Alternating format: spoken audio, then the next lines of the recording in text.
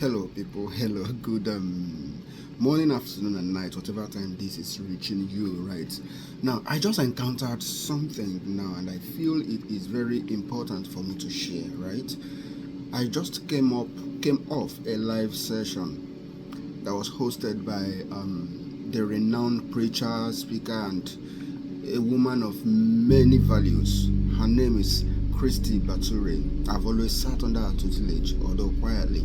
Now, in that live session, it was like a review of a book of the first black man in America in the 18th, probably that's the 17th century or thereabout. I may not be correct.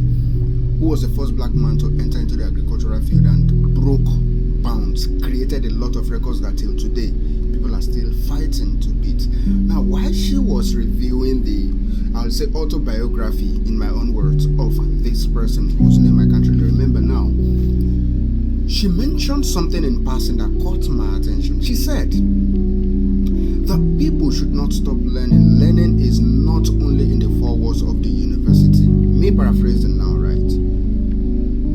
And she mentioned that there is a Nigerian lecturer in Harvard University who never had formal education.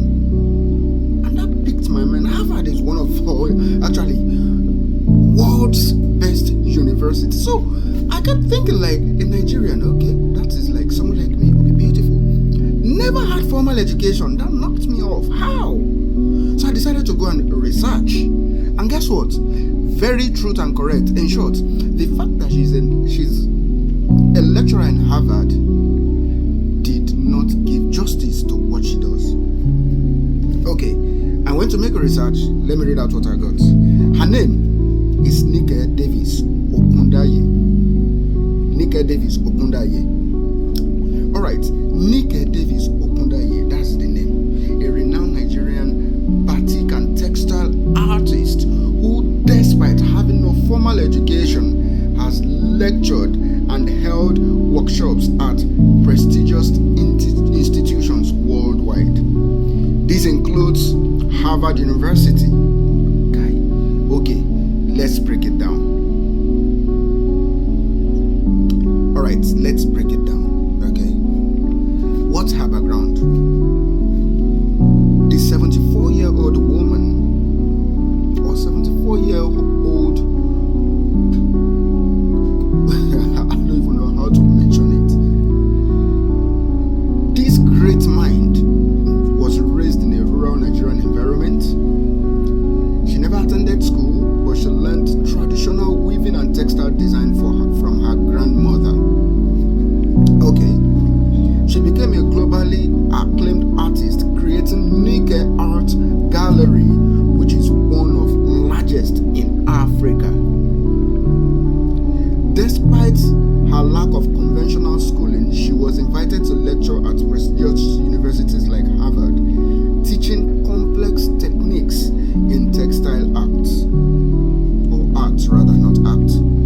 Her work has brought her international recognition, with her techniques studied and celebrated globally. Alright, see,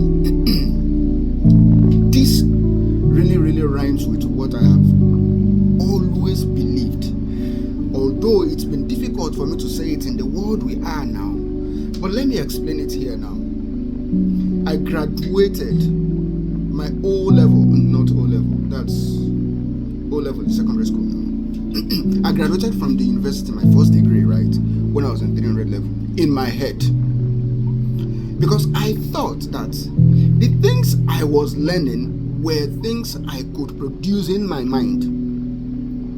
Me now, this is what I've kept in me for a very long time, and I've never really said it out like this. But to fulfill the requirements of having a degree, which people will see as a sign or evidence of being educated, everything finished. Okay, I have the opportunity of studying for my master's in UK. And I tell you this, when I was 50% through the process, I had graduated also. In my head. Reason is, This is a critical reasoning teaching, right, or learning. And I would engage in conversations with my lecturers. And two of my lecturers took it upon themselves to say, your thought process is needed in the academic area. Don't stop at just level 6, which is master's. But for my own reasons, I couldn't proceed to PhD first. That's number one. Number two, one of the lecturers spent time with me on phone, encouraging that I do not stop. And I wonder how we have then subjected intelligence to just what we can learn in school today. Intelligence. We have buried it under academic qualification. Guess what? It is wrong. Whatever we have today as academic is a fraction of human intelligence that could be represented either in writing or in any form that it is saved. And more of this intelligence were not tapped into by academicians or academias or any name you want to put it, for them to be able to transcribe them in writing. What is the lesson of all of this? Whatever your mind can conceive. See, God, the Bible speaking says that God has given us excellent mind of excellence, not a spirit of fear, a spirit of excellence, the mind of excellence, the mind of God. What is the mind of God? See, a tree is known by its fruit, right? Result tells people's value. Look at the creation. Look at what science is inventing. Are you aware that there is nothing that anyone is inventing today that the inspiration is not from what God has made? Car came from animals. Horse, camel, donkey, among others. The car we drive today came from that. Aeroplane came from bird. Sheep, train. All of these things were inspired by God's creations. How many could be documented? And are you also aware that the line of research I wanted to go into, the reason I couldn't go into it is because there are not enough publications. And academically, if you don't have people to quote their works, they may not believe what you're writing. It will not fulfill academic requirements. What is that thing that you have in your mind that you are waiting for academics before you're able to put it out? Please stop. Start now to use your mind, right? It is not possible until it is a reality. Usually, it is not possible. Nothing is ever possible until it becomes a reality. So please, stop at nothing to bring out what you have in your mind.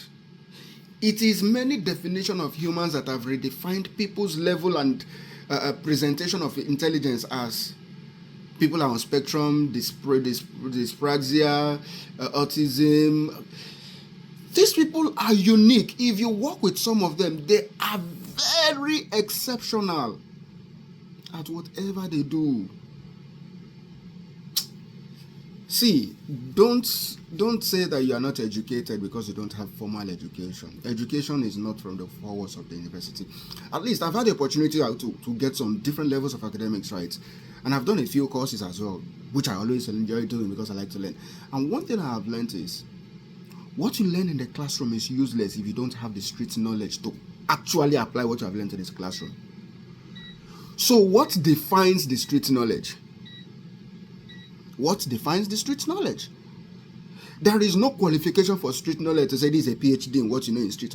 But someone with accurate, good street knowledge will be able to divide many things. And before you know, you will see the person doing what someone who is not educated is doing. Or someone who is educated is doing. See, there are too many things I want to say. But I'd like to say a very big thank you to Mama Christy Bature. You helped me to find an expression, and God bless you, Rego. For a few days now, I've been sitting with your teaching, and it takes me time to break down many of those things. To every one of us, no one is here by chance. We are here to make an impact. Stop at nothing, and God bless everybody. Thank you.